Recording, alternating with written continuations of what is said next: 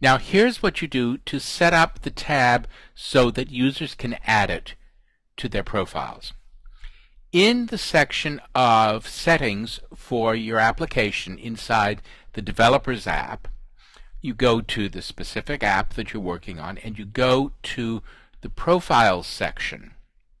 And what you need to do is you need to give a name to the tab, and you also need to give a URL for the tab. And this URL is going to be a file using FBML or anything else that's legal there, and there are a few restrictions of what you can put in these tabs.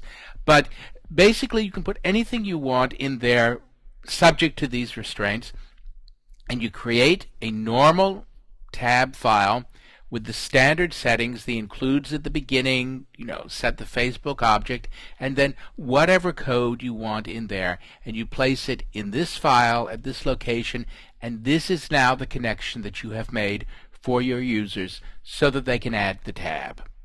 Now here's another integration point that you can use. You can add a tab that people can put onto their profiles. Here I click and I will see the apps that are available to me. This is the app that I've been using now, and I can add a box for that app. And it's now on my profile. If I don't like it, I can remove it. I can't remove the default tabs such as the wall, but I can add and remove these. And what this tab does is to display information that I have generated as the app developer in my app. And it's inside a file that I can associate with the app and the tab, and that's the file that is going to be displayed when I add the tab. I can't add it now because it's already there. That is the file that will be displayed here for my app.